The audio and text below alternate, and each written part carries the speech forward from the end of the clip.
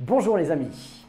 Aujourd'hui, j'aimerais avec cette petite vidéo vous présenter, toujours sur le sujet du prochain Facebook Live avec l'invité Sylvie Gillot qui va nous parler d'hypnonutrition. Ça sera donc le 23 juillet, mardi à 12h30. Et bien toujours sur ce même sujet, j'aimerais vous parler du rapport de la prise de poids et de l'alimentation.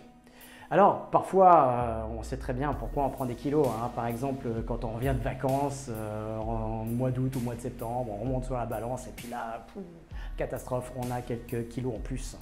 Alors, ça, on le sait, on sait pourquoi. C'est les gaufres, les glaces, les repas régionaux.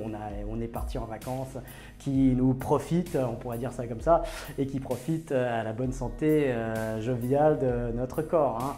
Bon, et puis il y a d'autres fois où on ne sait pas du tout d'où ils viennent, on ne sait pas, on mange équilibré, parfois j'entends même des personnes qui disent qu'ils mangent que des salades et qui arrivent à prendre du poids.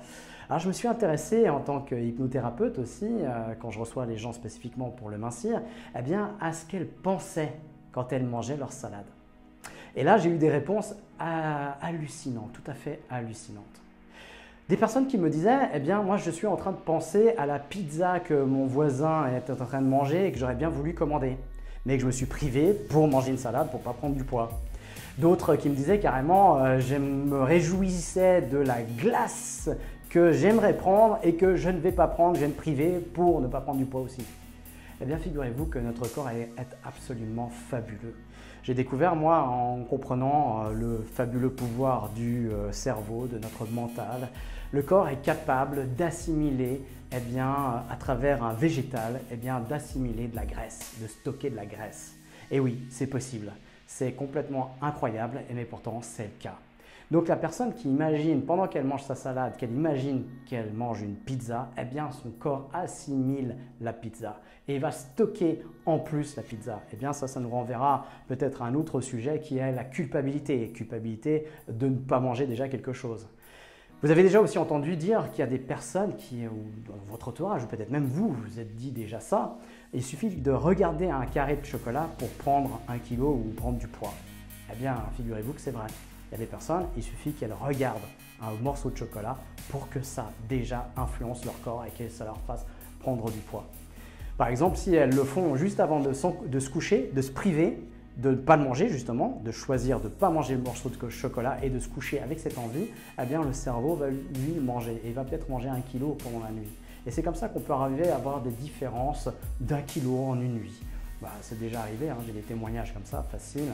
En une nuit même, ça arrive jusqu'à 2 kilos, 2-3 kilos en une nuit. Pourquoi? Parce que le mental, lui, il a assimilé quelque chose d'imaginaire, mais il l'a vraiment créé dans le corps. Donc voilà, ça c'est quelque chose qui est connu dans le milieu du mental, le milieu de l'hypnose. Sachez que votre corps, lui, il peut stocker des choses qui n'existent pas ou il peut transformer des lipides, des glucides en lipides.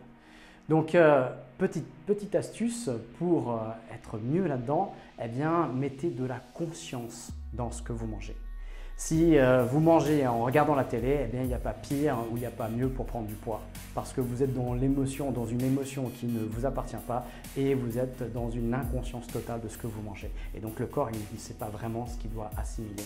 Par contre, si vous commencez à mettre de la conscience dans ce que vous mangez, votre corps va pouvoir mieux l'assimiler parce que ça passe déjà par le visuel, par le mental pour l'assimilation dans le corps de la nourriture.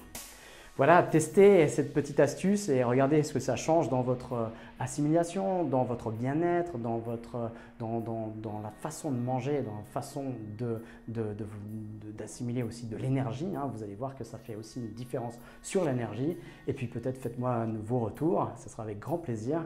Et puis je vous donne toujours rendez-vous mardi 23 juillet à 12h30 pour cette rencontre avec Sylvie.